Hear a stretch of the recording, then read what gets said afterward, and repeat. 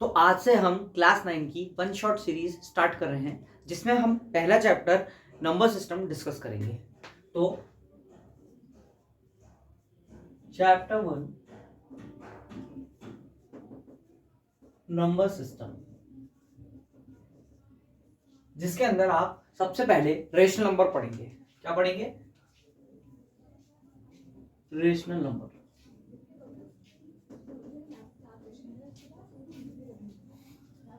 अगर rational number पढ़ना है तो मैंने रेशनल नंबर पे पहले भी वीडियो बना रखी है, डेफिनेशन पे आप नंबर सिस्टम वाली वीडियो देख सकते हैं, वरना मैं यहाँ पे डिस्कस कर रहा हूँ। तो नंबर रेशनल नंबर क्या होते हैं? ऐसे नंबर जिसको P अपॉन Q फॉर्म पे लिख सकते हैं, ऐसे नंबर जिसको हम P अपॉन Q फॉर्म में लिख सकते हैं, पर जहां पर Q जो है वो 0 के इक्वल नहीं होता। एंड क्या P एंड Q को प्राइम होते हैं। क्या होते हैं? को प्राइम होते हैं। मतलब P और Q का अगर मैं HCF निकालूं, यानी कि P और Q को मैं पहले फ्रैक्शन की फॉर्म में लिखूं जहां पर Q जो है वो 0 के इक्वल ना हो, और बाद में मैं जब P और Q का क्या निकालूं, HCF निकालूं, तो वो 1 आए। अगर ऐसी कोई सिचुएशन आ जाती है तो मैं ऐसे नंबर्स को क्या कहूंगा? रेशनल नंबर कहूंगा। ठीक है, अब एक्सरसाइज 1.1 पे बात करते हैं। तो एक्सरसाइज 1.1 का पहला सवाल यह है कि वो कह रहा है कि state that if 0 is a rational number, can you write it in P upon Q form where Q are integers and Q is not equal to 0। अच्छा, तो हम अगर हमसे पूछा है क्या 0 रेशनल नंबर है, तो हम लिखेंगे yes, 0 is rational number.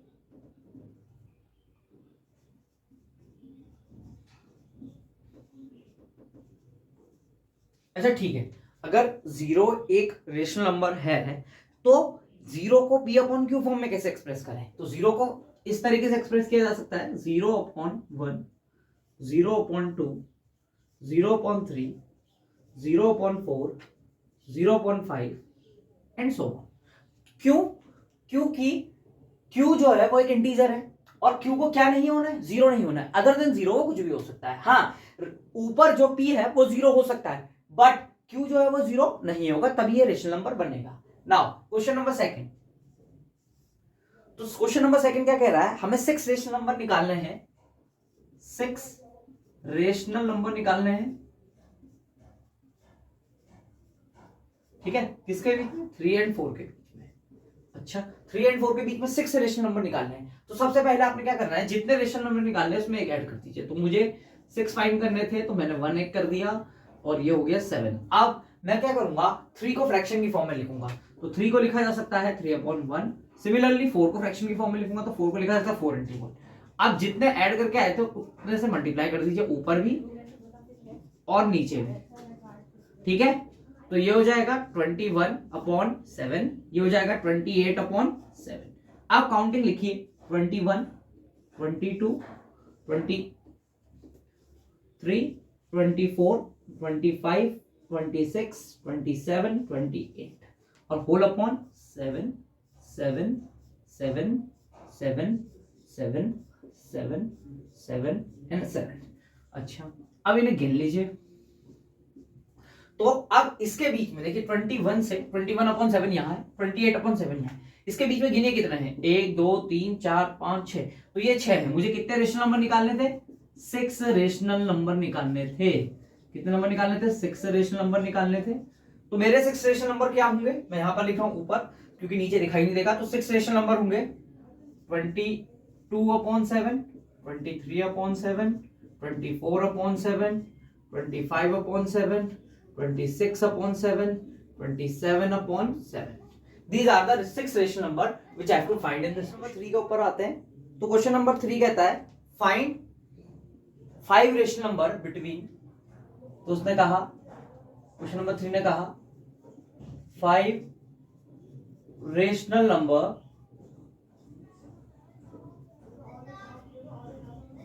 between 3/5 and 4/5। उसने कहा 5 रेशनल नंबर निकालो 3/5 और 4/5 के बीच में। अच्छा ठीक है, मुझे 5 ही निकालना है। तो 5 रेशनल नंबर कैसे निकालूंगा? 5 + 1, वही पुरानी टेक्निक बताया था कि जितने निकाले तो उसमें एक ऐड कर दो, 6 हो जाएगा। नाउ पहले 3/5 को फ्रैक्शन वाली फॉर्म में लिखा तो ये हो जाएगा 6, इसमें भी इंटू 6, तो 6 3 जा 18, 6 5 जा 30। सिमिलर वे में 4 बाय इसमें भी 6 और 5 इंटू 6, तो इट बिकम्स 24 इंटू 30। ठीक है, तो अब मैं इसको किस तरह से लिख सकता हूं, तो मुझे जो रेशनल नंबर निकालना है मैं यहां से शुरू करूंगा 18 से और यहां पर एंड करूंगा 24 पे, तो 19 20 21 22 23 24। ठीक है, अब 30 again 30 again 30 again 30 again 30 30 and 30। Now मुझे कितने निकालने हैं, 5 निकालने हैं।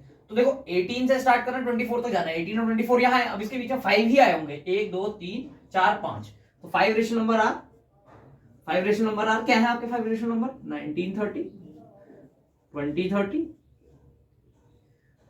21 22 एंड 23 30 30 30। ठीक है, अब नाउ क्वेश्चन नंबर 4 की बात करते हैं, तो यहीं पर मैं बात कर लेता हूं क्योंकि वहां दिखेगा नहीं। तो क्वेश्चन नंबर 4 है, उसने पहली बात कही, उसने कहा every natural number is a whole number. हमें ये बताना है ये ट्रू है कि फॉल्स है। उसने कहा हर एक नेचुरल नंबर एक होल नंबर होता है। अच्छा, इससे पहले नेचुरल नंबर को देखना पड़ेगा। अगर नेचुरल नंबर की डेफिनेशन ना पता हो तो मैंने पहले भी नंबर सिस्टम करके या नंबर थ्योरी करके एक वीडियो डाली है, आप उसको देख सकते हैं। तो नेचुरल नंबर क्या होगा, ऐसा नंबर जो कहां से स्टार्ट हो, 1 से स्टार्ट हो और कहां तक जाए, इंफिनिटी तक जाए। ठीक है, उसने कहा every natural number is a whole number. तो होल नंबर क्या होगा फिर, होल नंबर होता है 0 से स्टार्ट करे किसी नंबर को और कहां तक जाए, इंफिनिटी तक जाए। तो उसने कहा कि नेचुरल नंबर क्या होल नंबर होते हैं, उसने कहा सारे नेचुरल नंबर होल नंबर होते हैं। जी हाँ, सारे नेचुरल नंबर होल नंबर होते हैं। अगर उसमें 0 लगा दो तभी तो वो होल नंबर बनेगा, वरना है तो वो नेचुरल नंबर ही। तो पहली वाली कंडीशन क्या है, ट्रू है। ठीक, सेकंड पार्ट देखें इसका। सेकंड पार्ट कह रहा है, उसने कहा every integer is a whole number. उसने कहा हर एक इंटीजर एक होल नंबर है। देखो होल नंबर की डेफिनेशन हमने ऊपर डिस्कस करी थी, 0 टू इंफिनिटी। सारे पॉजिटिव नंबर इसके अंदर आते हैं, पर इंटीजर में क्या होता है, पॉजिटिव नंबर आता है, ठीक है, 0 आता है और नेगेटिव नंबर आता है। ठीक है, तो क्या इंटीजर सारे इंटीजर होल नंबर है, नहीं। 0 और पॉजिटिव नंबर तो है, इसके पास क्या नहीं है, नेगेटिव नंबर नहीं है। अगर इसके पास नेगेटिव नंबर और होता तो ये क्या हो जाता, होल नंबर हो जाता। ठीक है, तो इसलिए सारे इंटीजर क्या होल नंबर है, नहीं, तो ये फॉल्स हो गया। नाउ थर्ड पे आते हैं, थर्ड वाले को डिस्कस करते हैं। उसने कहा every rational number is a whole number. Every rational number, अब रेशनल नंबर की डेफिनेशन आपने वीडियो की स्टार्टिंग में भी देखी होगी, या टॉपिक के स्टार्टिंग में भी हमने रेशनल नंबर की डेफिनेशन बताई है। तो रेशनल नंबर, और उसने कहा हर एक रेशनल नंबर होल नंबर है। तो रेशनल नंबर तो होता है P अपॉन Q फॉर्म में, जहां पर Q जो होता है वो नॉट इक्वल टू 0 होता है, और P एंड Q क्या होते हैं, को प्राइम होते हैं अकॉर्डिंग टू डेफिनेशन।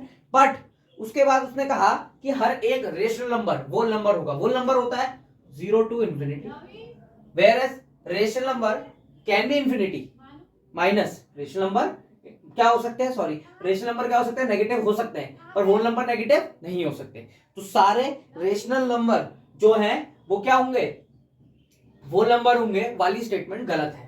क्यों, क्योंकि नेगेटिव नंबर नहीं हो सकता, और कोई भी whole number P upon Q form में नहीं लिखा जा सकता, यानी कि 1/2 एक होल नंबर नहीं होगा। हाँ, उसकी वैल्यू 0.5 होगी, बाद में उसे लिखा जा सकता है डेसिमल के उसमें, पर वो होल नंबर की कैटेगरी में नहीं आएगा। हाँ, 0 से 1 के बीच में 0.5 आ जाता है, तो कई लोग उसे होल नंबर के थ्रू काउंट करते हैं, बट ऐसा नहीं होता है। ठीक है, तो सीधे सीधे कॉन्सेप्ट पे बात करें तो रेशनल नंबर अलग चीज है, होल नंबर हल्की सी अलग चीज है थोड़ी सी।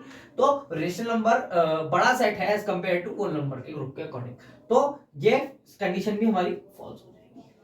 अब एक्सरसाइज फर्स्ट खत्म हो गई, तो अब एक्सरसाइज 2 के ऊपर बात करते हैं। एक्सरसाइज 2 पढ़ने से पहले आपको एक टर्म जानना बड़ा जरूरी है, जिसका नाम है इरेशनल नंबर। तो इरेशनल नंबर, और ये होता क्या है, इसकी एक सीधी सी डेफिनेशन है, जो नंबर रेशनल नहीं होता उसे रेशनल नंबर कहते हैं। यानी कि ऐसा नंबर जिसे हम P अपॉन Q की फॉर्म में एक्सप्रेस नहीं कर सकते, जहां पर Q जो है नॉट इक्वल टू 0 हो। ठीक है, अगर ये चीज ऐसा नंबर जिसको आप P अपॉन Q फॉर्म में एक्सप्रेस नहीं कर सकते, जहां पर Q नॉट इक्वल टू 0 हो, इस नंबर को आप इरेशनल नंबर कहोगे। क्या कहोगे इस नंबर को? इरेशनल नंबर कहोगे। ज्यादातर इरेशनल नंबर जो हम इस क्लास पे डील करेंगे या इस यूनिट के अंदर डील करेंगे वो इस साइन के साथ एक्सप्रेस होंगे, जैसे √2, √3, √5, √11, मतलब ऐसे नंबर जिनकी वैल्यू एग्जैक्ट नहीं होगी, मतलब आप वैल्यू निकाल नहीं पाओगे, जिसको आप P upon Q फॉर्म में नहीं लिख पाओगे, ऐसे नंबर को हम क्या कहेंगे? इरेशनल नंबर कहेंगे। नाउ अब इसी चीज को हम एक्सरसाइज 1.2 में समझेंगे कि तो अब हम एक्सरसाइज 1.2 को डिस्कस करते हैं। तो 1.2 के पहला क्वेश्चन जो है, हमें 3 स्टेटमेंट्स दी है, हमें 3 स्टेटमेंट्स को खाली ट्रू और फॉल्स बताना है। तो पहली स्टेटमेंट है every irrational number is a real number. उसने कहा कि हर इरेशनल नंबर रियल नंबर है। ठीक है, तो पहले रियल नंबर को समझते हैं। तो रियल नंबर जो होता है वो क्या होता है? मैंने अपने नंबर सिस्टम की वीडियो में मैंने डिस्कस किया है कि रियल नंबर और इमेजिनरी नंबर क्या होते हैं। तो रियल नंबर ऐसे नंबर्स होते हैं जिसे प्लेन पे ऑब्टेन किया जा सकता है। अब रियल नंबर दो टाइप, रियल नंबर के अंदर ही रेशनल और इरेशनल दोनों आते हैं। ठीक है, तो उसने कहा है every irrational number is a real number. तो ये बात सही है, ट्रू। क्यों? क्योंकि रियल नंबर सेट के अंदर या रियल नंबर के ग्रुप के अंदर रेशनल और इरेशनल दोनों आते हैं। तो पॉइंट 2 कह रहा है every point on a number line is in the form of √m। ठीक है, where m is a natural number. उसने कहा हर एक पॉइंट, ठीक है, जो कि रियल लाइन में है वो √m की फॉर्म में है, जहां पर m एक नेचुरल नंबर है। ठीक है, बात सही है। अगर m एक नेचुरल नंबर है तो इस हिसाब से m की वैल्यू जो है वो नेचुरल आनी चाहिए। पर अगर मैं m में रियल लाइन में रखूं तो यानी कि नंबर लाइन में रखूं तो √2, अगर मैं माइनस का √2 रख दूं तो क्या मुझे m इस केस में नेचुरल मिलेगा? नहीं, तो माइनस का √2 में ऑब्टेन नहीं कर सकता, यानी कि नेगेटिव। अगर मैं m को -m रख दूं, कहने का तो मतलब यह है कि अगर मैं कोई नेगेटिव नंबर रख दूं तो मैं m को नेचुरल ऑब्टेन नहीं कर सकता। इस वजह से ये क्या है? फॉल्स है। Now moving to third point. Third point क्या कहता है इस इक्वेशन का? थर्ड पॉइंट कहता है every real number is an irrational number. उसने कहा हर एक रियल नंबर, ठीक है, क्या है? इरेशनल नंबर है। अच्छा,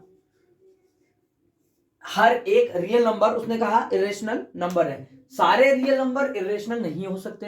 क्यों? क्योंकि रियल नंबर बहुत बड़ा सेट है, मैं पहले वाले क्वेश्चन में डिस्कस कर चुका हूं। हाँ, सारे इरेशनल नंबर रियल नंबर हो सकते हैं, बट सारे रियल नंबर इरेशनल नंबर नहीं हो सकते। तो इसका क्या कह सकते हो तुम, इसका कन्वर्स ट्रू नहीं है। बात सही है, पर इसका कन्वर्स ट्रू नहीं है, तो ये कन्वर्स क्या हो जाएगा? इसका फॉल्स हो जाएगा। नाउ इसके बाद अगले क्वेश्चन की बात करते हैं। उसने कहा are the square root of all positive integers irrational? If not, give an example of square root of a number that is a rational number. देखो सेकंड क्वेश्चन को डिस्कस कर रहे हैं। उसने कहा सारे पॉजिटिव इंटीजर या सारे पॉजिटिव नंबर की स्क्वायर रूट क्या होती है? उसने कहा इरेशनल होती है। अच्छा, मैं मानता हूं, चलो मैं एग्जांपल लेता हूं। √1, √2, √3, √4। अच्छा, √1 की स्क्वायर अगेन 1 होती है। तो अभी तो फिलहाल चलो इसको इरेशनली मान के चलते हैं, ऐसा मैं कह सकता हूं, ऐसा होता नहीं। ठीक है, अगर मैं √1 ही ले लूं एग्जांपल तो ये इरेशनल नहीं होता, मैं इसको काउंट नहीं करूंगा अपने एग्जांपल में। ठीक, तो मैं 2 को काउंट करता हूं, 2 होता है इरेशनल। ठीक है, 3 इज ऑल्सो इरेशनल। बट मैं जब 4 को लिखता हूं तो 4 2 आ जाता है। क्या 2 एक इरेशनल नंबर है?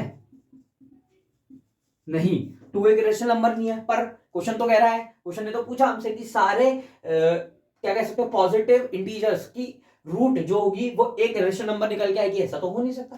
तो अगर ऐसा है तो एक बात क्या हो जाएगी? नो, ऐसा नहीं होता, इट डज नॉट एग्जिस्ट। अब क्वेश्चन नंबर 3 को डील करते हैं। क्वेश्चन नंबर 3 क्या कह रहा है?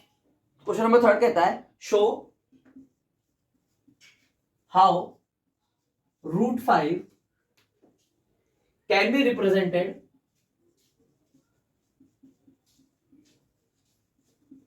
On number line. अच्छा ठीक है, √5 मुझे नंबर लाइन में दिखाना है। तो सबसे पहला काम क्या है? √5 को नंबर लाइन में दिखाने के लिए पहले आप नंबर लाइन खींच लो। ठीक है, मैंने ऐसे मान लिया 2 पॉइंट आप नंबर लाइन में ले लो। मैंने ये 1 यूनिट का मैंने यूनिट डिस्टेंस लिया है और ऊपर भी एक यूनिट डिस्टेंस ले लो स्ट्रेट।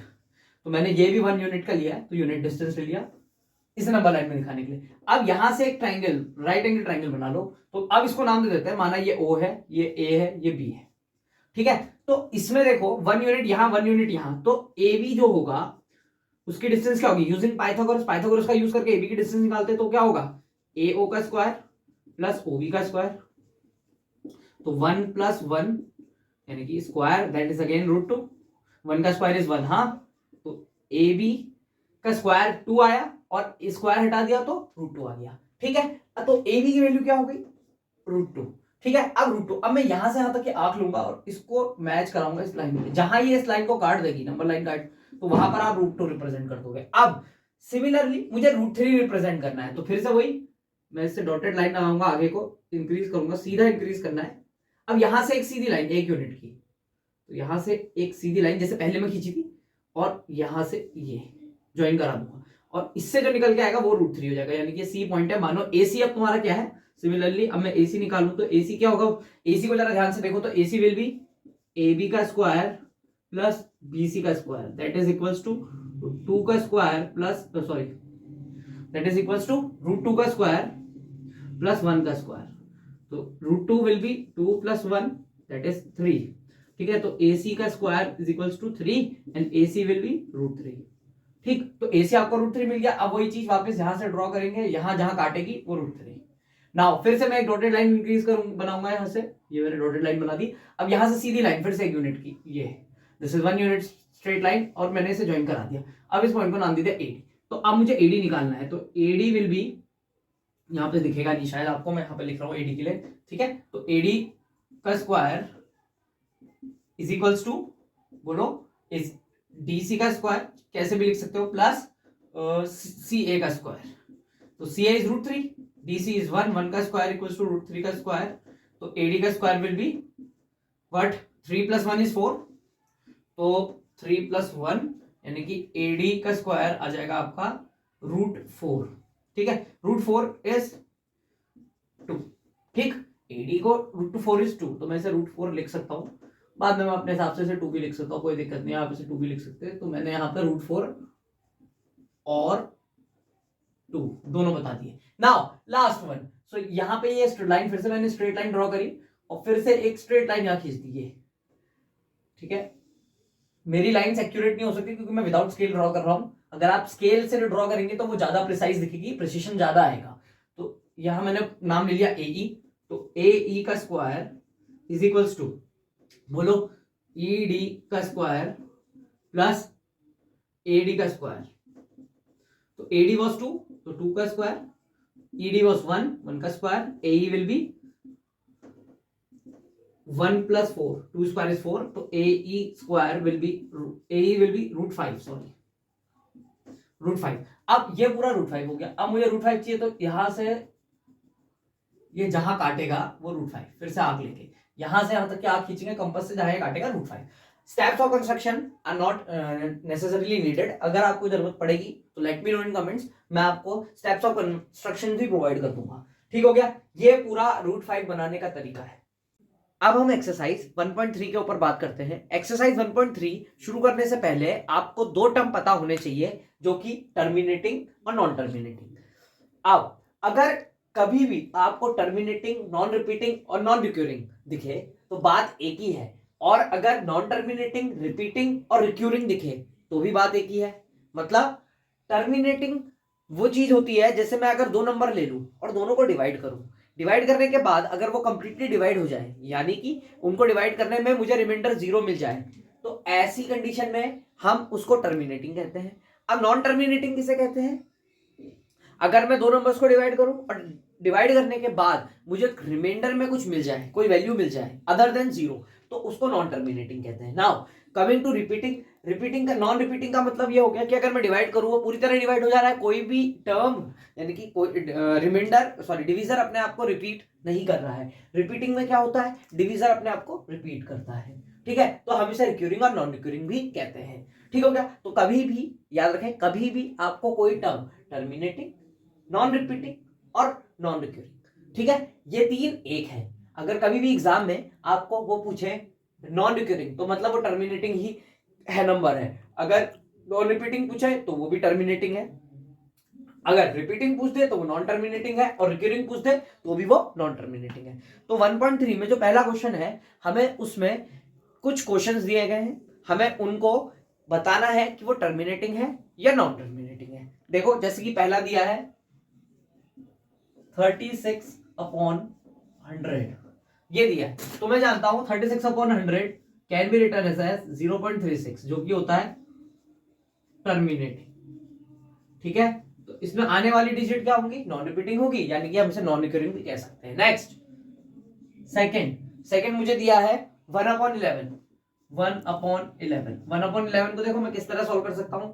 मैं यहां पर इसे 1 लिख सकता हूं, इसे 11 लिख सकता हूं, 0 और पॉइंट लगा के 10 हो जाएगा, एक 0 लगा के 100 हो जाएगा, 11 9 is 99 हो जाएगा, अगेन इट विल बी 1, तो ये आ जाएगा 0.09। फिर ये रिपीट होता रहेगा तो मैं इसके ऊपर बार लगाऊंगा, जो चीज रिपीट हो रही होती है क्वेश्चन में हम उस पर बार लगाते हैं, तो ये हो जाएगा नॉन टर्मिनेटिंग। क्यों? क्योंकि रिमाइंडर 0 नहीं हुआ। और इसके नीचे लिख दो रिपीटिंग, जैसे ये था नॉन रिपीटिंग।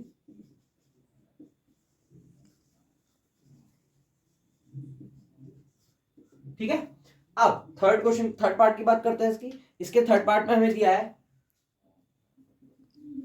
4 1/8, तो ये हो जाएगा 33/8। ठीक है, 33/8।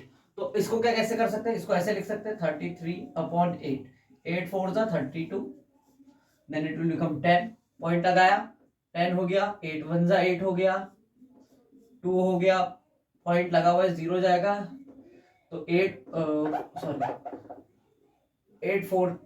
2 जा 16, तो 40 हो गया, 8 5 जा 40, तो ये हो गया तुम्हारा, इसकी वैल्यू आ गई 4.125, जो कि क्या है, टर्मिनेटिंग है। इसके बाद हम फोर्थ पार्ट में आते हैं। देखो फोर्थ पार्ट में क्या है, फोर्थ पार्ट है 3/13, दैट इज 3/13। अच्छा 3/13 यहीं पे कर लेते नीचे, तो यहां पे कर देता हूँ थोड़ा सा ऊपर 33, ऐसा नहीं है 13 बाहर, तो 0 और पॉइंट लगाया तो इट बिकम 30, 13 2 is 26, तो ये हो गया 40। ठीक है, 13 3 is 39, अगेन इट बिकम्स 10, एक 0 और लगाओ तो इट बिकम्स 100। ठीक हो गया। अब उसके बाद 100, तो 13 7 जा 7 3 जा 21, 7 1 से 91, तो ये आ गया 90, 13 6 जा और 78, ये आ जाएगा तुम्हारा 2, और ये आ जाएगा तुम्हारा 8, यानी कि 120, 13 9 is 117, और बाद में फिर से 3 आ गया। देखो इसके बाद फिर ये रिपीट हो जाएगा, तो 1/13 की वैल्यू आ रही 0.230769, और ये क्या है, नॉन टर्मिनेटिंग।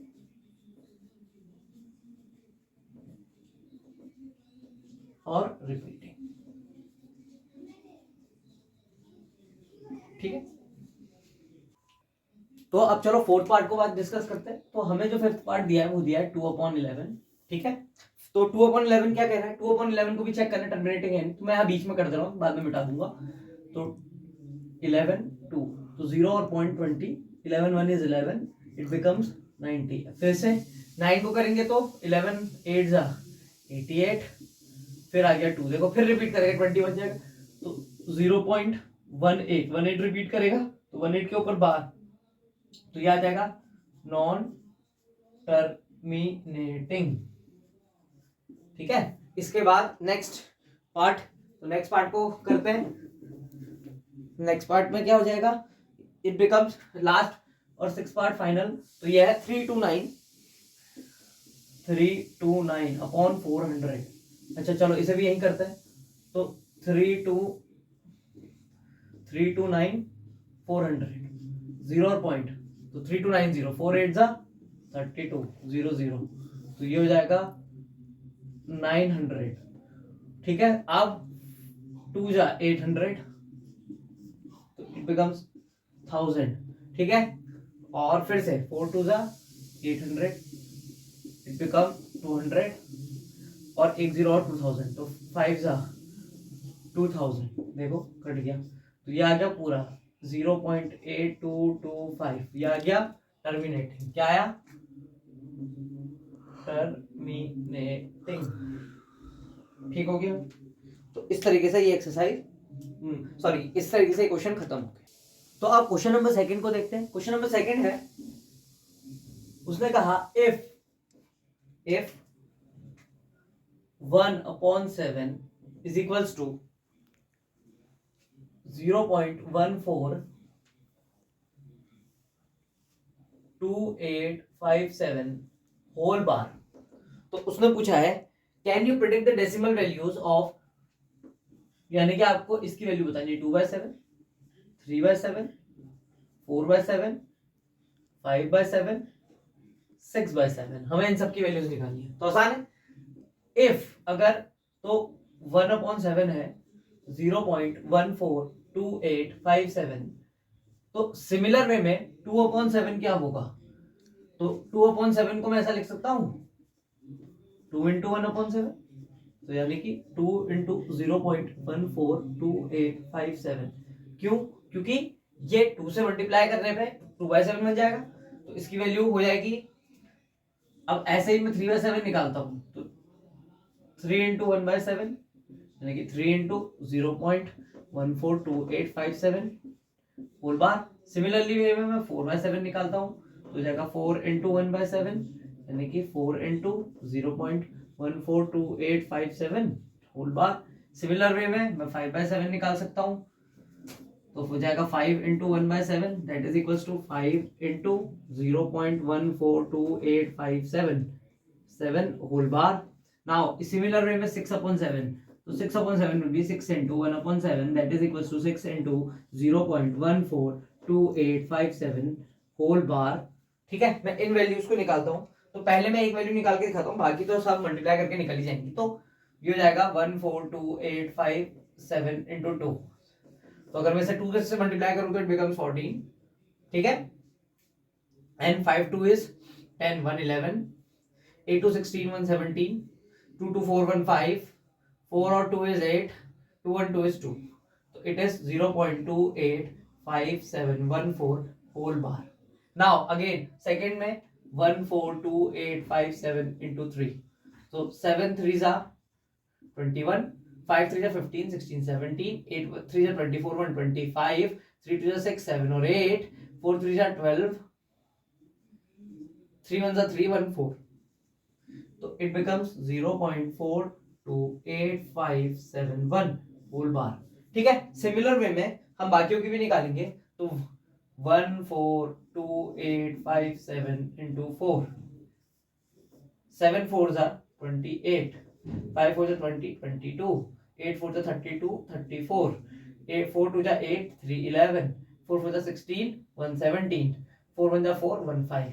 तो ये आ गई 0.571428 के ऊपर बार। नाउ अगेन नेक्स्ट, तो 142,857 into 5, तो 7 5 is 35, 5 5 25, 3 is 28, 8 5 is 40, 40 into 2 is 42, 5 4 2 is 10, 10 is 4 is 14, 5 4 is 20, 20 or 1 is 21, 5 1 5 6, then it is 7. So it becomes 0.714285 whole ऊपर बार। उसके बाद 142,857 into 6, 6 में आओ, 6 7s are 42, 5 6 are 30, 34, 8 6 are 48, 48 3 is 51, 6 2 are 12, 12 or 5 is 17, 6 5 6 4 24, 125, 6 1 6 7 or 8. So it becomes 0.714.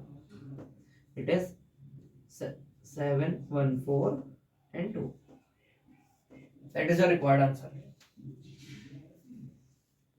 तो अब हम question number 3 पे आते हैं। क्वेश्चन नंबर 3 पे आने से पहले मैंने आपको पिछले क्वेश्चन में हमने कुछ वैल्यू देखी थी जो कि नॉन टर्मिनेटिंग थी और हमने उसके ऊपर बार लगाया था, यानी कि वो रिपीट हो रही थी तो हमने उसके ऊपर बार लगाया था। इस क्वेश्चन में हम उन्हीं ही बार लगी हुई वैल्यूज को P/Q फॉर्म में लिखना सीखेंगे। यानी कि पहले पार्ट पे क्वेश्चन को ध्यान दें तो पहला पार्ट ये कहता है कि अगर किसी वैल्यू पे 0.6 के ऊपर बार है और हमें इसे किसे एक्सप्रेस करना है, हमें इसे P/Q फॉर्म में लिखना है। ठीक है, तो इसे कैसे लिखा जाएगा? तो आसान है। सबसे पहले आपको क्या करना है, x को लिखना है 0.6 के ऊपर बाहर। नाउ तो नाउ x को क्या लिखा जा सकता है, 0.6666666 dot dot dot up to चल रहा है। तो मैंने इसे इक्वेशन 1 नाम दे दिया। अब मुझे इन 6 में से अगर मैं एक 6 बाहर निकाल लूं तो क्या फर्क पड़ेगा, कुछ नहीं। तो मैं क्या करता हूं, जो डिजिट रिपीट हो रही है उसको बाहर निकाल लेता हूं। किस तरीके से बाहर निकालूंगा, सिंगल डिजिट रिपीट हो रही तो 10 से, डबल डिजिट रिपीट होगी यानी कि तो 100 से, ट्रिपल डिजिट रिपीट होगी तो 1000 से, एंड सो इसी तरीके से। तो मल्टीप्लाई करता हूं इक्वेशन 1 बाय 10, तो दोनों तरफ मल्टीप्लाई करूंगा, बोथ साइड नहीं लिख रहा हूं मैं। तो 10x इज इक्वल्स टू 6.6666666 ये चल रहा है, इसको नाम दे दिया 2। अब क्या करेंगे, सेकंड को फर्स्ट से सब्ट्रैक्ट कर देंगे।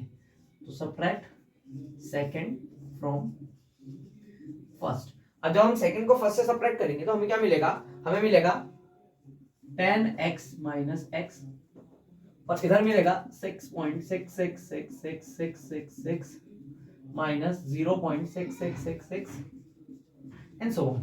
तो जब मैं इसे सॉल्व करूंगा तो आ जाएगा 6, या आ जाएगा 9x, तो x आ जाएगा 6/9, और अगर मैं इसे सॉल्व कर दूं तो आ जाएगा 2/3। अब हम पार्ट 2 को डिस्कस करते हैं।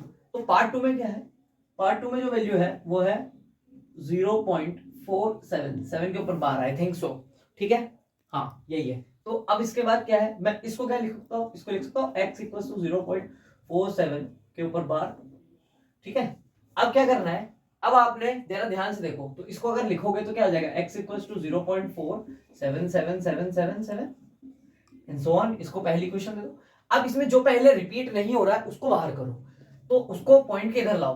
तो एक ही डिजिट है जो रिपीट नहीं हो रही पॉइंट, तो मैं उसको सबसे पहले पॉइंट के इधर लाता हूं। तो मैं सब पहले उसको लाने के लिए आपको 10 से मल्टीप्लाई करना पड़ेगा। तो मैं उसे 10 से मल्टीप्लाई करता हूं, तो 10x इक्वेशन 1 को 10 से मल्टीप्लाई करा तो 4.77777 अप टू सो ऑन। तो मैं इसको नाम देता हूं इक्वेशन 2। अब जो रिपीट हो रहा है उसे ले आओ। तो पिछले वाले क्वेश्चन की तरह इसमें भी एक ही टर्म रिपीट हो रहा है, तो हम इसको 10 से मल्टीप्लाई करेंगे। जब हम 10 से सेकंड इक्वेशन को मल्टीप्लाई करेंगे तो ये बन जाएगा 100, और ये हो जाएगा 47.7777 अप टू सो ऑन। इसको नाम देते हैं थर्ड। अब क्या करूंगा, थर्ड में से सेकंड को सब्ट्रैक्ट कर दूंगा।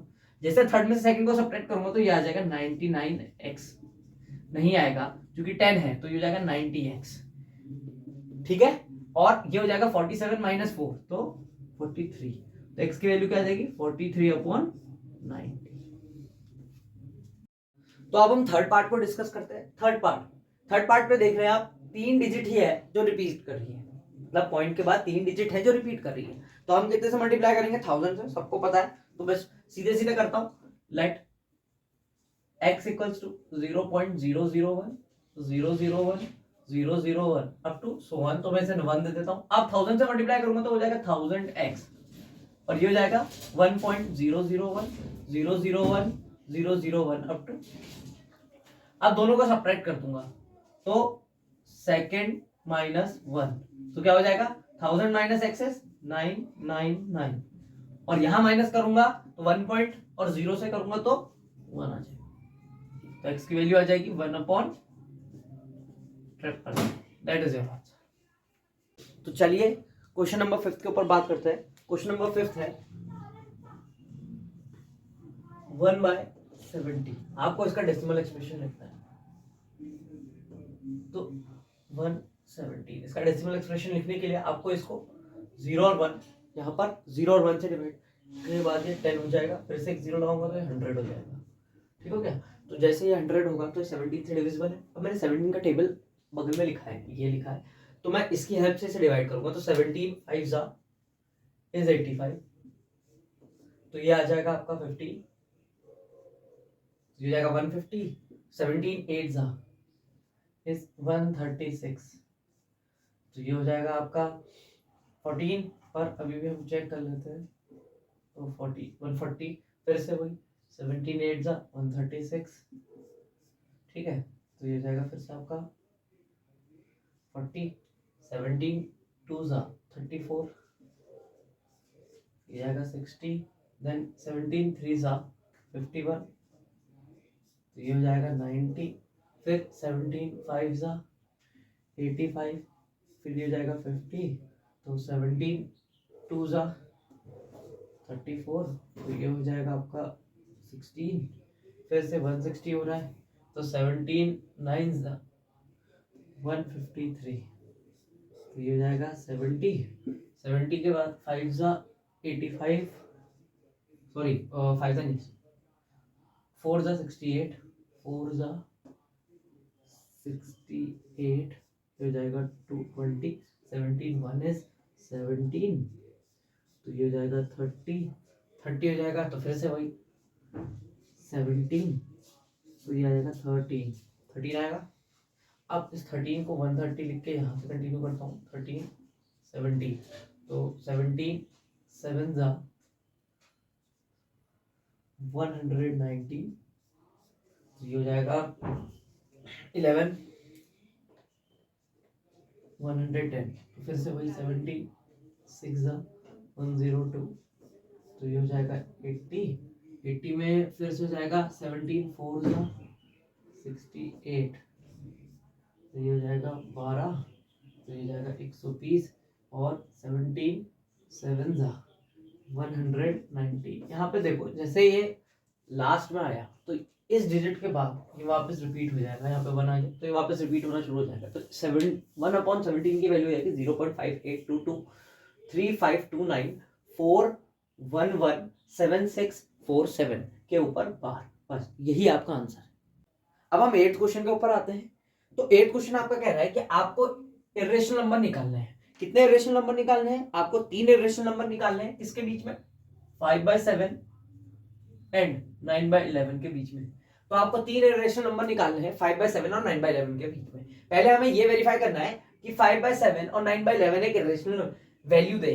तो देखिए 5/7 को अगर मैं यहाँ पे करूं 5/7, मैं यहाँ बीच में करूंगा डिवाइड, तो ये हो जाएगा 7, हो जाएगा 5, 0 पॉइंट, नाउ इट बिकम्स 50, तो 7 7 49, तो ये हो जाएगा 10, 7 1 7, ये हो जाएगा 30, 7 4 28, ये हो जाएगा तुम्हारा 30 यानी कि 2, फिर से 20, 7 2 यानी कि 14, अगेन इट बिकम्स 60, 7 8 56 यानी कि 40, फिर से 7 5 35, दिख रहा है 5 आ गया। इसके बाद ये वैल्यू रिपीट करेगी, तो मैंने इसके ऊपर बार लगा दिया। तो इसको जब मैं सॉल्व करा तो मुझे हाँ एक इरेशनल वैल्यू मिली ये।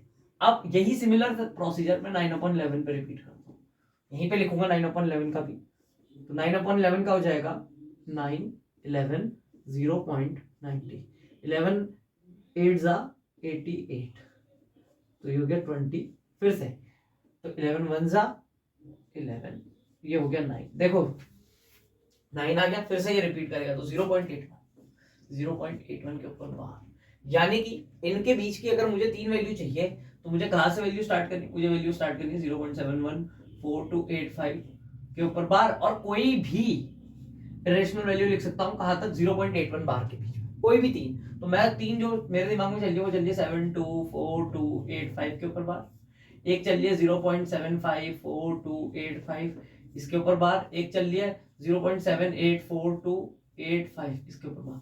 इसके अलावा आप कोई भी वैल्यू लिख सकते हैं, बस ध्यान रखें कि 0.81 से बड़ी वैल्यू नहीं होनी चाहिए।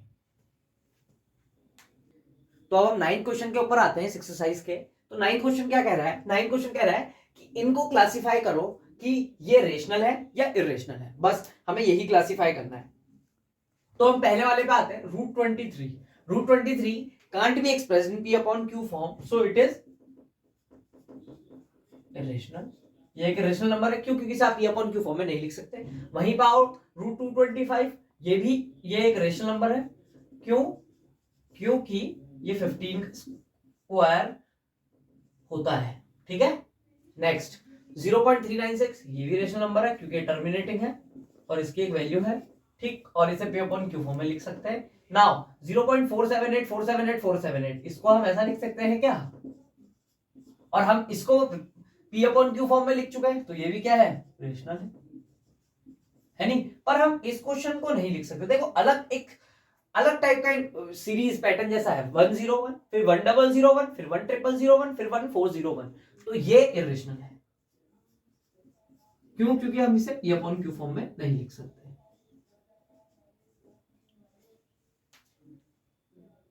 अब हम 1.4 को डिस्कस करते हैं। 1.4 में जो हमें डेसिमल्स दिए हैं हमें उन्हें नंबर लाइन पे शो करना है, किसकी मदद से? सक्सेसिव मैग्निफिकेशन की मेथड से। ठीक है, हमें सक्सेसिव मैग्निफिकेशन की मेथड से उसे नंबर लाइन पे शो करना है। देखिए कैसे करते हैं। मैं एक पहला क्वेश्चन लेता हूं मैं इसके एक्सरसाइज का। तो इसमें है, उसने कहा 3.765 को नंबर लाइन पे दिखाओ। तो सबसे पहले मैं नंबर लाइन खींच लेता हूं।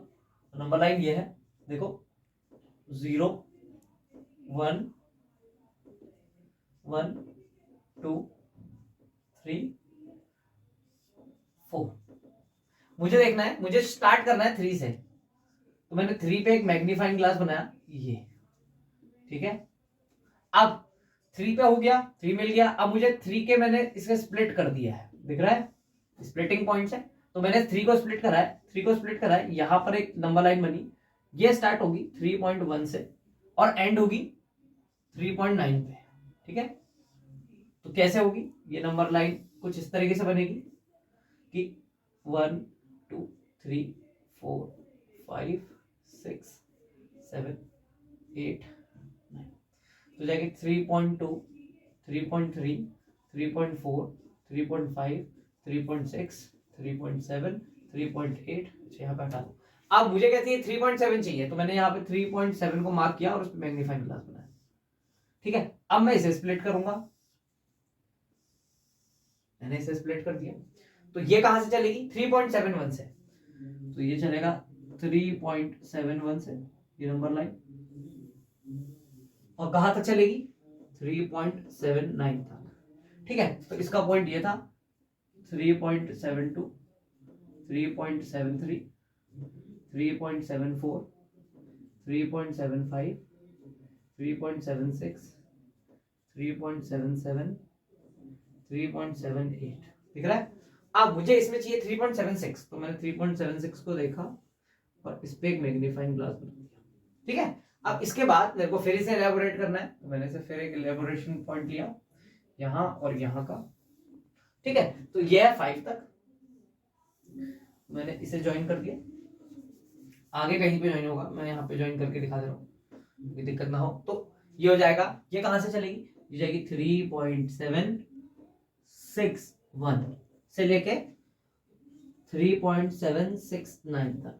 तो ये हो जाएगा 3.762 3.763 3.764 3.765 3.766 3.767 3.768 और हो जाएगा 3.769। तो मुझे चाहिए 3.765। ये रहा मैग्नीफाइंग ग्लास और ये रहा आपका 3.765। ये आपका पॉइंट था जो सक्सेसिव मैग्निफिकेशन की हेल्प से मैंने इसे नंबर लाइन पे शो कर दिया। तो अब हम इसी एक्सरसाइज के क्वेश्चन नंबर 2 को डिस्कस करते हैं। हमें 4.26 के ऊपर बार इसको सक्सेसिव मैग्निफिकेशन की हेल्प से नंबर लाइन पे दिखाना है। तो पहले मैं 4 दिखाऊंगा, तो फिर से मैं एक नंबर लाइन बनाता हूं। ठीक है, इसको मैंने 0 यहां रख लिया, ये -1 इधर होंगे। तो 1 2 3 4 5, जहां पे 4 था मैंने इसे मैग्नीफाइंग ग्लास बना के रख दिया। ठीक है, अब नाउ इस तरफ आ जाए, तो यह है आपका 4.1 4.2 4.3 4.4 4.5 4.6 4.7 4.8 4.9, यहां तक आपकी लाइन रहेगी। ठीक है, तो मैं इसे ज्वाइन कर देता हूं, ये आपकी लाइन के पॉइंट्स हैं। ठीक, तो ये आपका 4.1 2 3 4 5 6 7 8 9। अब आपको इसमें चाहिए 4.2, तो 4.2 यहाँ है। ठीक है, अब यहाँ से एलेबोरेशन होगा, तो यहाँ से मैं एलेबोरेट करूंगा, तो it become 4.1 sorry 4.21 4.22 4.23 4.24 4.25 4.26 4.27 4.28 4.29 4.3 sorry 4.29 is enough. तो मैं यहाँ से इसे एलैबोरेट करके यहाँ तक ले आता हूँ। नाउ मैं इसे ज्वाइन कर दूंगा, तो ये पॉइंट ये पॉइंट ये पॉइंट ये पॉइंट ये पॉइंट ये पॉइंट ये पॉइंट ये पॉइंट ये पॉइंट इंग्लिश ये 4.26, तो मैंने इसे मैग्नीफाइंग ग्लास में लिया, मार्क कर दिया। फिर से तो ये हो जाएगा 4.261, 4.262, 4.263, 4.264, 4.265, 4.266, 4.267, 4.268, 4.269। ठीक है, तो ये आपकी लाइन है।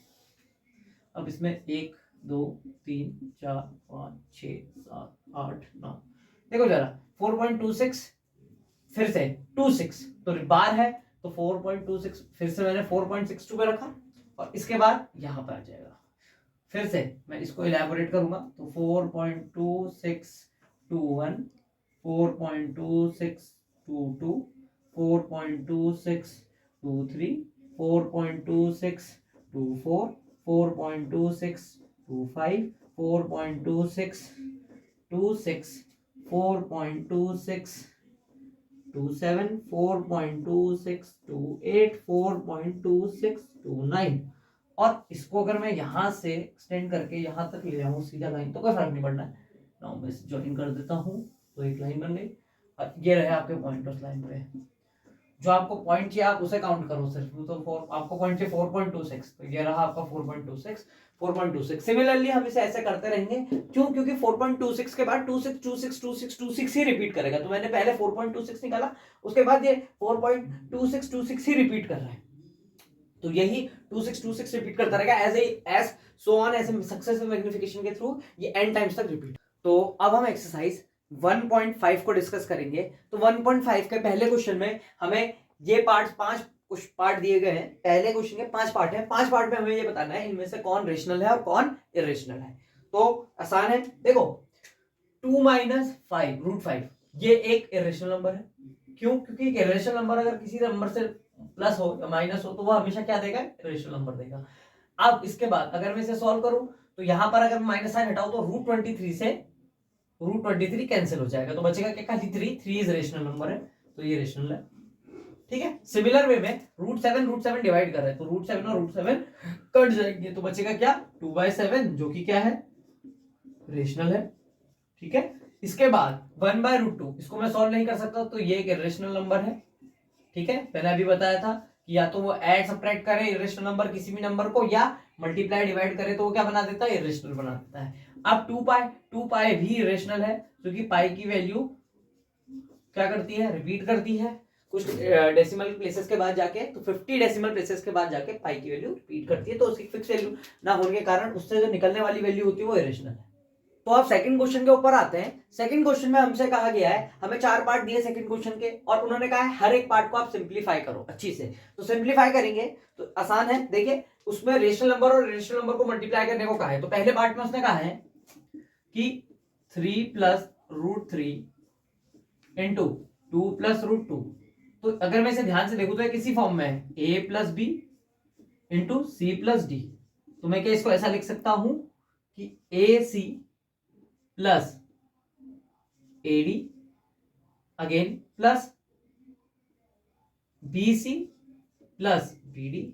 अच्छा, अगर ऐसा नहीं लिखना चाहते तो आप इसको ऐसा भी लिख सकते हो, AC + D plus BC + D।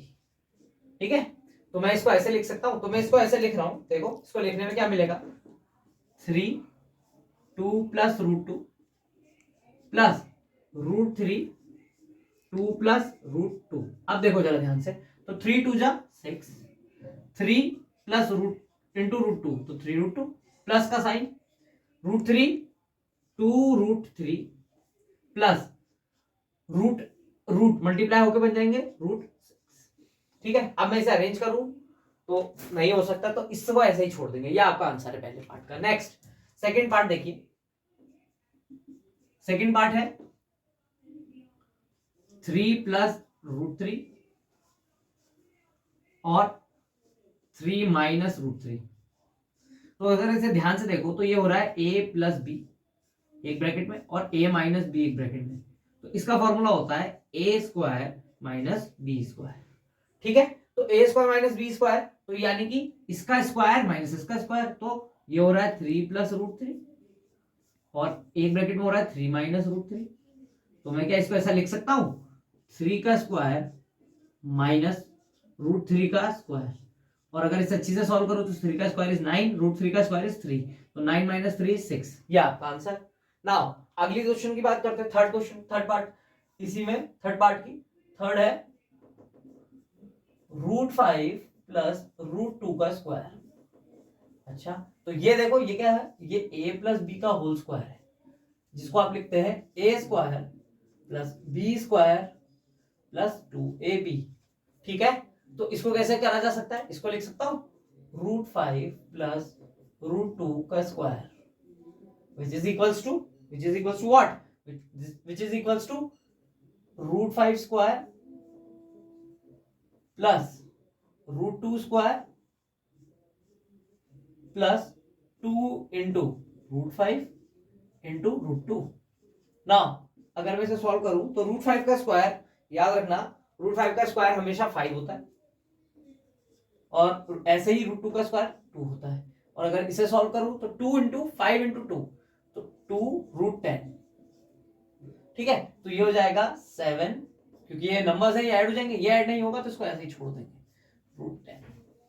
ठीक है, last part is fourth part.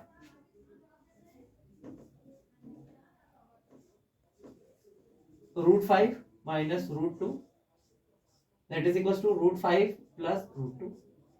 फिर से देखिए वही चीज बन गई क्या, a plus B A minus B, तो a प्लस बी और a माइनस बी। ठीक है, तो ये हो जाएगा क्या, a square minus B square. हमने इस क्वेश्चन में डिस्कस किया था लास्ट में, तो इसको क्या लिख सकता हूं, रूट 5 का स्क्वायर, सीधे सीधे लिख रहा हूं, माइनस का रूट 2 का स्क्वायर। तो रूट 5 का स्क्वायर ऊपर डिस्कस करा था 5 होता है, रूट 2 का स्क्वायर होता है 2, 5 minus 2 that is equals to 3। अब हम क्वेश्चन नंबर 4 को डिस्कस करते हैं। क्वेश्चन नंबर 4 कह रहा है कि represent root 9.3 on a number line. अगर हमें ऐसे क्वेश्चन को करना है तो करना क्या है, सबसे पहले आप एक लाइन खींचेंगे, 9.3 की मैंने एक लाइन खींची, दिख रही, माना है 9.3 की है। अब इस लाइन में मैं 1 सेंटीमीटर एक्स्ट्रा लूंगा। ठीक है, तो अब इस लाइन को नाम देते हैं ए, इसको दे दिया बी, इसको दे दिया सी। ए से बी की डिस्टेंस है 9.3 सेंटीमीटर और बी से सी की डिस्टेंस है 1 सेंटीमीटर। ठीक है, अब आप चाहो तो इसकी लेंथ बढ़ा सकते हो, कोई जरूरी नहीं, 9.3 सेंटीमीटर इज एनफ। अब उसके बाद आपने क्या करना है, आपने कंपास लेना है, इसका आधे से ज्यादा निकालना है। तो मेरे पास कंपास नहीं है, तो मैं ऐसा ही इमेजिनेशन से आधे से ज्यादा बना रहा हूं। तो माना यहां है, तो मैंने इस पे एक परपेंडिकुलर बाइसेक्टर गिरा दिया।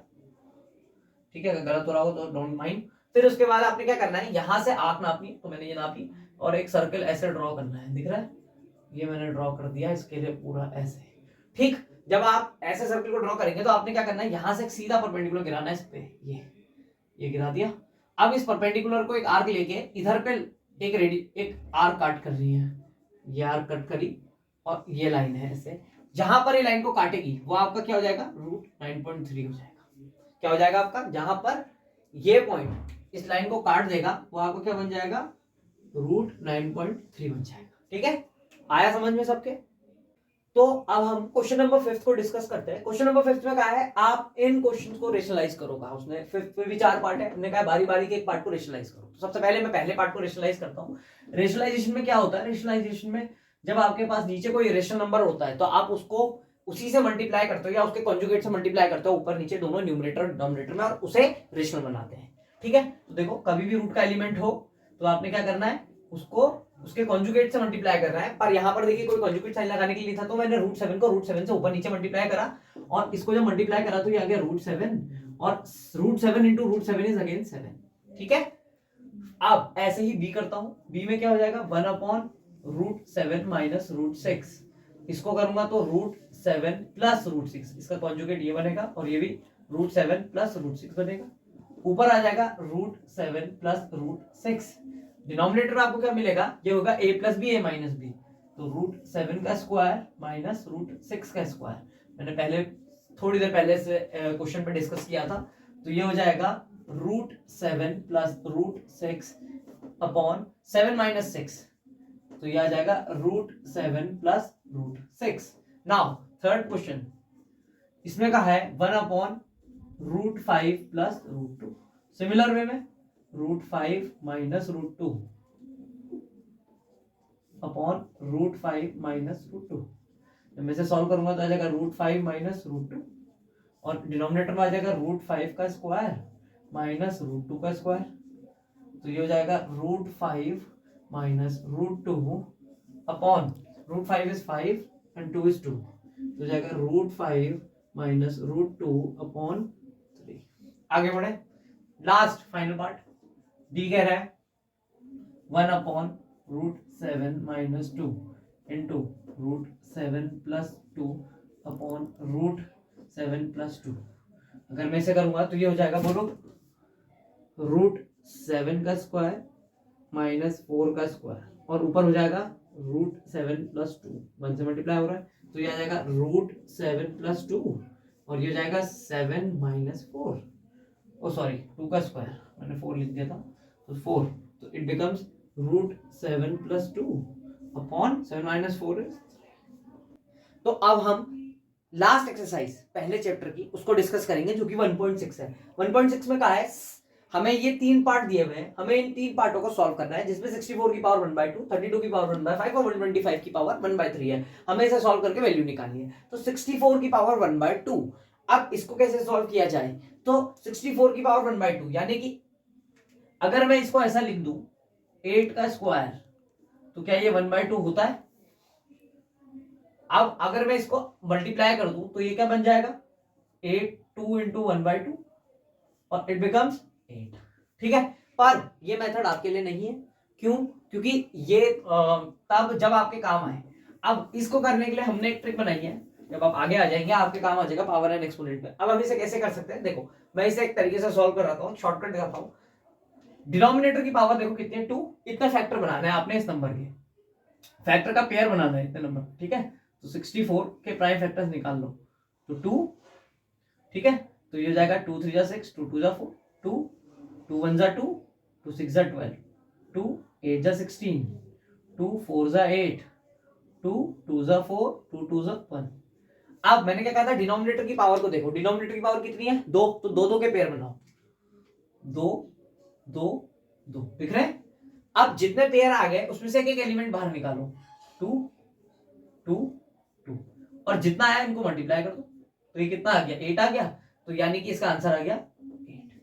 ठीक, यानी कि इसको ऐसा भी लिख सकते हो कि 64 को कैसा लिख सकते हैं, 64 को ऐसा लिखा जा सकता है कि 64 is equal to 2 into 2 into 2 into 2 into 2 into 2, ऐसा लिखा था।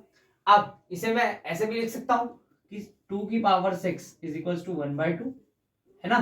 तो अब ये मैं जानता हूं कि a to the power m into n is a to the power m into n। तो इस तरीके से मैं इसे ऐसा लिख सकता हूं कि 2 की पावर 6 इंटू 1/2 यानी कि m into n into is equal to m into n यानी कि 2 इंटू 1/2। तो अगर मैं इसे सॉल्व करूंगा तो 3 आ जाएगा, तो आंसर आ जाएगा 2 की पावर 3 और 2 की पावर 3 को सॉल्व करूंगा तो आ जाएगा 8। इस वजह से आपका 8 आ गया। नाउ इसी तरीके से मैं इसको सॉल्व करता हूं 32 को क्या लिखूंगा 32 2 बोलो 16 बोलो 8 बोलो 4 बोलो 2 बोलो 1 आया। अब जब इतना आ गया तो मैं इसको भी ऐसे ही लिख सकता हूं, कैसे? इसे मैं लिख सकता हूं 2 की पावर 5 इंटू 1/5। तो इसको क्या लिखा जा सकता है 2 इंटू 5 इंटू 1/5। सॉल्व करूंगा तो क्या आ जाएगा 2 आ जाएगा। सिमिलरली 125 के साथ करता हूं, 125 5 से होता है तो 25 5 से होता है, 5 5 से होता है 1। इसको लिख सकता हूं 5 की पावर 3 और इंटू 1/3। इसको सॉल्व करूंगा तो जाएगा 5 की पावर 3 इंटू 1/3 और इसे अगर काट दूं तो जाएगा 5 की पावर 1 यानी कि 5। तो अब हम इसी एक्सरसाइज के सेकंड क्वेश्चन की बात करते हैं। सेकंड क्वेश्चन में हमें 1 2 3 4 4 पार्ट दिए गए, चारों पार्ट में हमसे कहा इसे सॉल्व करके बताओ। तो हम फर्स्ट पार्ट को जैसे सॉल्व किया था उसी मेथड से सेकंड पार्ट को सॉल्व करेंगे। तो मैं पहले पार्ट को सॉल्व करता हूं तो जाएगा 9, देखो 3 3 3 3 1। तो मैं इसको ऐसा, क्या मैं 9 को ऐसा लिख सकता हूं 3 का स्क्वायर, बट 9 को तो मुझे वो लिखना है, तो 9 किसके साथ 3 का स्क्वायर इंटू 3/2। अब अगर मैं इसे फिर से वही a की पावर b वाले से सॉल्व करूं तो क्या हो जाएगा 3 इंटू 2 इंटू 3/2। 2 से 2 गया, 3 का क्यूब कह रहा है, 3 का क्यूब इज 3 3 9, इंटू 3, 9 3 जा 27 आ गया आंसर। नाउ अब ऐसे ही 32 वाले में करेंगे सिमिलर वे में। 32 फिर से वही 2 16 2 8 2 4 2 2 2 1, तो ये आ रहा है 32 आ रहा है 2 की पावर 5 और ये किसके साथ 2 की पावर 5, तो वही 2 की पावर 5 इंटू 2/5, 5 से 5 गया तो बचा रह गया 2 की पावर 2 यानी कि 2 इंटू 2 दैट इज 4। इसके बाद 16 तो 2 8 2 4 4 2 2 2 1 है, तो मैं इसे ऐसे लिख सकता हूँ क्या 2 की पावर 4 और इंटू सॉरी बाहर से 3/4। अब अगर मैं इसे और अच्छी से लिखूं तो हो जाएगा 2 की पावर 4 इंटू 3/4, कट जाएगा 4 से 4, तो 2 की पावर 3 कह रहा है। 2 की पावर 3 अभी यहाँ निकाला है नहीं निकाला, अच्छा 2 इंटू 2 इंटू 2 तो 8। उसके बाद लास्ट 125 की पावर क्या लिखा है माइनस का 1/3, यहां तो पावर प्लस में थी यहाँ पावर नेगेटिव में आ गई, तो इसे कैसे सॉल्व करते हैं, जब हमें किसी नेगेटिव पावर को पॉजिटिव बनाना होता है तो जो हमें डिजिट के ऊपर पावर लगी होती है उसको 1 अपॉन कर देते हैं, यानी कि ये ऐसा हो जाएगा 1/125 की पावर 1/3। सेम प्रोसीजर 1 का तो करेंगे तो वो 1 ही रहेगा, ठीक है। 125 का करेंगे तो हो जाएगा 125 का होगा बोलो 5 25 5 5 5 5 1, तो ये आ जाएगा 1/5 का क्यूब, तो मैं इसका होल क्यूब लिख दूं और इस पूरे 1/3 लिख लूं, फिर से वही mn वाला रूल, तो 1/5 3 इंटू 1/3 कट गया, तो ये आ जाएगा 1/5 आंसर। अगर किसी को हमारा एक्सपोनेंट का रूल समझ में नहीं आया तो मैंने पहले भी एक्सपोनेंट के ऊपर वीडियो बनाई है, आप वहां जाके इस रूल को देख सकते हैं। तो अब इस चैप्टर के लास्ट क्वेश्चन पे आ जाते हैं। तो इस एक्सरसाइज का लास्ट क्वेश्चन ये है 3 सिंप्लीफाई, हमें ये करना है, ठीक है। ये 4 पार्ट हमें दिया है, हमें इसे सिंप्लीफाई करना है। जिस किसी को भी मैं जिस मेथड को इसमें यूज करूंगा, आप वो मेथड पावर और एक्सपोनेंट वाला है, मैंने एक वीडियो पक्का अपने चैनल पे बना रखी है पावर एंड एक्सपोनेंट की, आप उसे जाके देख सकते हैं। इसमें यूज होने वाले रूल मैं सारे उस वीडियो के अंदर डिस्कस कर चुका हूं, फिर भी मैं इस वीडियो के अंदर कोशिश करूंगा कि जितना हो सकता है मैं ज्यादा से ज्यादा इन रूल्स को डिस्कस करूं। तो देखो जरा ध्यान से, पहले पार्ट में देखो, पहले पार्ट में लिखा है 2 की पावर 2/3 डॉट 2 की पावर 1/5, तो ये कुछ इस फॉर्म का है, कैसा a की पावर m डॉट a की पावर n, तो मैं इसे ऐसा लिख सकता हूं क्या a की पावर m प्लस n, इसको ऐसा लिखा जा सकता है, तो मैं इसको भी ऐसे लिखूंगा 2 की पावर 2/3 प्लस 1/5।